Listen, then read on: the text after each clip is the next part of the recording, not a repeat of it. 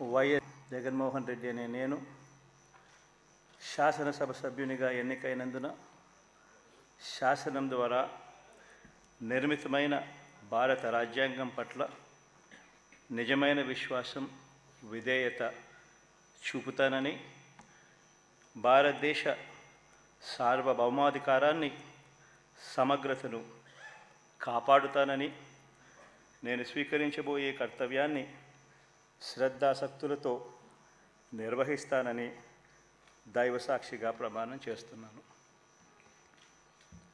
ఆంధ్రప్రదేశ్ శాసనసభ సభ్యుడైన